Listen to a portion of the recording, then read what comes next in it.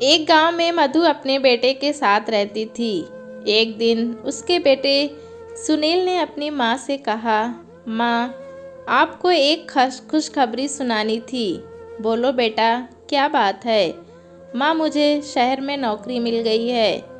ये तो बहुत खुशी की बात है बेटा, लेकिन तू अकेला शहर में कैसे रहेगा? माँ, तुम चिंता मत करो, मैं शहर जाकर सब ठीक कर लूँगा। उसके बाद तुम्हें भी शहर बुला लूँगा। यह सुनकर मधु उदास हो गई।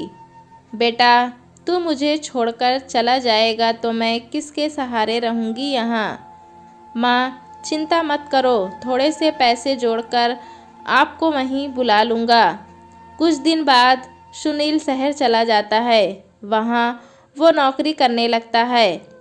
हर सप्ताह वो माँ से मिलने गांव आता था और कुछ पैसे घर खर्च को देकर चला जाता था। इसी तरह कुछ दिन बीत गए। एक दिन मधु के घर एक पति पत्नी आए। पति ने कहा, बहन जी, हमने आपके लड़के को देखा है। हम अपनी बेटी आशा की शादी उससे करना चाहते हैं। पत्नी ने भी कहा, हाँ बहन जी, हमारी बेटी बहुत सुंदर है और हम आपको बहुत सारा दहेज देंगे। हमारे पास बहुत सा पैसा है। सुनील की माँ ने कहा, बहन जी, पैसे और दहेज की बात न कीजिए, हम दहेज नहीं लेंगे। और आप इतने पैसे वाले हैं, लेकिन हम तो बहुत गरीब हैं, हमारी आपकी कैसे निभ पाएगी? ये सुनकर पति ने जवाब दिया, बहन जी, आप चिंता मत करें। यहाँ आने से पहले हमने आपके बारे में सब पता कर लिया था। हमें आपका लड़का बहुत पसंद है। सुनील से बात करके दोनों लड़की देखने जाते हैं। लड़की उन्हें पसंद आ जाती है। इसके बाद दोनों की शादी हो जाती है। शादी के बाद आशा बहू बन के घर आ जाती है। कुछ दिन गांव में रहने के बाद सुनील अपने काम पर जाने लगता है। तभी आशा ने कहा, मैं इस गांव में नहीं रह सकती, मुझे भी शहर ले चलो। तुम कुछ दिन माँ के साथ रहो, फिर मैं तुम दोनों को शहर ले जाऊंगा। मैं इस गरीबी में नहीं रह सकती।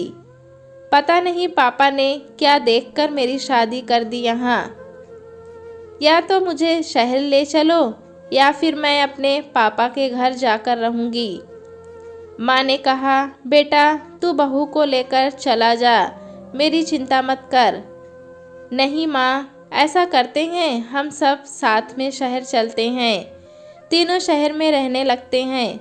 आशा का व्यवहार धीरे धीरे बदल जाता है। वो हर समय सास से छुटकारा पाने के बारे में सोचती है। एक दिन माँ बेटे दोनों बात कर रहे थे। तभी वहाँ आशा आ जाती है। हाँ माँ जी, आप भड़का लीजिए इन्हें मेरे खिलाफ। जब से ये शहर में आए हैं ना, तो मुझे कहीं घुमाने भी नहीं ले गए, ना ही मेरे साथ ढंग से बात करते हैं, और ये सब आपके कारण हो रहा है। आशा, ये किस तरह बात कर रही हो तुम मेरी माँ से? क्या कमी रह गई मेरे प्यार में? मैं सिर्फ इसलिए कहीं नहीं जा पाता क्योंकि मेरे पास टाइम नहीं है, वरना माँ तो हमेशा मुझसे तुम्हें कहीं ले जाने की बात करती हैं। इसलिए मेरी माँ पर झूठे आरोप लगाना बंद करो। यह सुनकर आशा और गुस्से में आ गई। बेटी, तू गुस्सा मत कर, मैं इससे बात करती हूँ। सुनील, तू आज ही बहू को कहीं घुमाने ले जा और जो वो कहे उसकी हर बात माना कर। रहने दीजिए माँ जी, आप ही इन्हें भड़काती हैं और मेरे सामने भली बनने का नाटक भी कर रही हैं। मुझे अब कहीं नहीं जाना, और जाना भी होगा तो आपसे पूछने की ज़रूरत नहीं है। ये कहकर वो कमरे में चली जाती है। उसकी इस बात से मधु बहुत दुखी होती है। उसके अरमानों पर पानी फिर जाता है।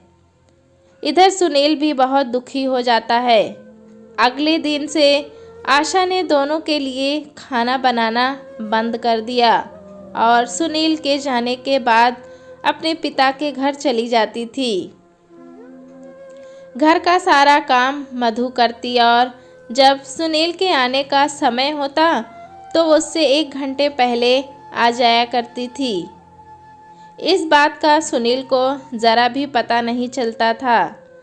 एक दिन आशा अपने साथ एक आदमी को लेकर घर आई और कहा, माँ जी, ये प्रकाश जी हैं। ये बुज़ुर्गों को तीर्थ यात्रा पर ले जाते हैं। 1 महीने की यात्रा है जिसमें सारे तीर्थ कराते हैं। बहुत कम खर्च में। मैंने पैसे जमा करा दिए हैं। आप शाम को ही इनके साथ चली जाना। लेकिन बेटी, एक बार सुनील से तो पूछ लेने दे। नहीं माँ जी, वो आपको जाने नहीं देंगे और ऐसा मौका आपको दोबारा नहीं मिलेगा। मधु जी आशा की बातों में आकर शाम को उस आदमी के साथ चली जाती हैं। शाम को जब सुनील आता है तो वह माँ को ना पाकर आशा से पूछता है, माँ कहाँ है? तब आशा कहती है, माँ जी तो तीर्थ यात्रा पर चली गईं। उनके गांव से एक आदमी आया था, वो उन्हें अपने साथ ले गया।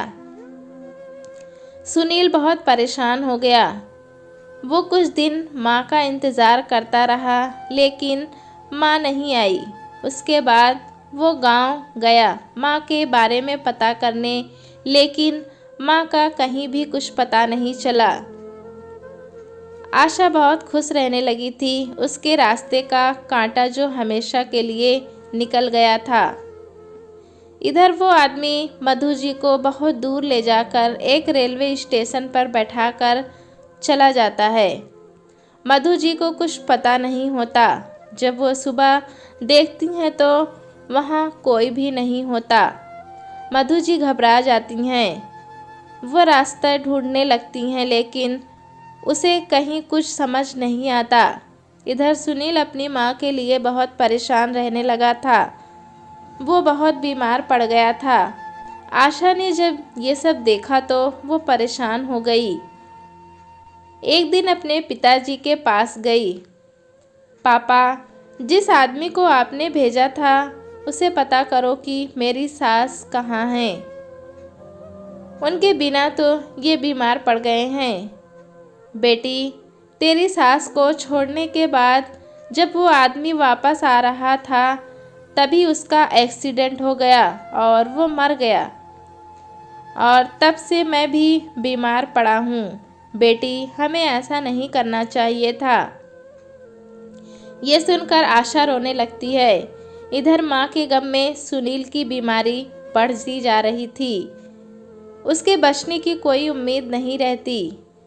सुनील एक दिन आशा से कहता है, आशा, तुम मुझे गांव ले चलो। मैं अपने प्राण अपने घर में ही त्यागना चाहता हूँ। मेरी अंतिम इच्छा पूरी कर दो। यह सुनकर आशा और भी ज़्यादा रोने लगती है और सुनील को गांव ले जाती है। जब वे अपने घर में पहुंचते हैं, आशा घर के अंदर जाकर देखती है तो मधु जी घर में खाना बना रही थी। यह देखकर वो अचंभे में आ जाती है। सुनील अपनी माँ को देखकर रोने लगता है। मधु जी सुनील की हालत देखकर उसे सहारा देकर बैठाती हैं। माँ, तुम यहाँ कैसे? मैंने तुम्हें कहाँ कहाँ नहीं ढूंढा। बेटा, बहू ने जिस आदमी के साथ मुझे तीर्थ यात्रा पर भेजा था वो धोखा देकर भाग गया था। मैं भटकते भटकते किसी तरह गांव पहुंच गई। मुझे लगा मेरा शहर में आना बहू को पसंद नहीं था, इसीलिए यहीं मैं मेहनत मजदूरी करके अपना गुजर बसर करने लगी। लेकिन तूने अपनी ये हालत कैसे बना रखी है बेटा? आशा सर झुकाए खड़ी थी। बोली, माँ जी, मुझे माफ़ कर दीजिए। आपसे पीछा छुड़ाने के चक्कर में मैं अपनी ही गिरस्ती में आग लगा बैठी। इनका ये हालत है कि डॉक्टर ने भी अब इन्हें जवाब दे दिया है। ये सब मेरे पिता ने करवाया था। वे भी बहुत बीमार हैं और वो आदमी एक्सीडेंट में मर गया जिसे मेरे पिता ने भेजा था आपको छोड़ने के लिए। आशा की बात सुन सुनील को गुस्सा आ गया। अब तुम यहाँ से चली जाओ। तुम्हें जो करना था कर लिया। अब मैं अपनी माँ के चरणों में मरना चाहता हूँ। मुझे चैन से मरने दो। नहीं बेटा, तू क्यों चिंता करता है? मैं तुझे मरने नहीं दूंगी और बहू को माफ़ कर दे। इसे अपने किए की सज़ा मिल चुकी है। इसके बाद सास बहू ने दिन रात सुनील की सेवा की, उसे खुश रखने की कोशिश की। माँ का प्यार पाकर सुनील कुछ ही दिनों में बिल्कुल ठीक हो गया। माँ, मैं शहर नहीं जाना चाहता, यहीं कुछ काम कर लूँगा। शहर की चकाचौंध में सब धुंधला नज़र आता है, यहाँ तक कि रिश्ते भी। कुछ दिन बाद आशा ने पिताजी के घर आए और मधु जी के पैरों में गिरकर उन्होंने भी माफ़ी मांगी। बहन जी, मैं अपनी बेटी को सुखी देखना चाहता था, लेकिन ये भूल गया था कि एक माँ को उसके बेटे से अलग कर जो अपराध कर रहा हूँ, उससे मेरी बेटी का संसार कभी सुखी नहीं रह सकता। मधु जी का तो दिल बहुत बड़ा है। उन्होंने कहा, मैंने आप सभी को माफ़ कर दिया है। इसके बाद आशा बिल्कुल बदल गई। वो अपनी सास की सेवा मन लगाकर करने लगी थी। सुनील उसके इस व्यवहार से बहुत खुश रहने लगा था। दोस्तों, कहानी कैसी लगी हमें कमेंट में ज़रूर बताएं। चैनल पे नए हैं तो एक लाइक और सब्सक्राइब करना ना भूलें।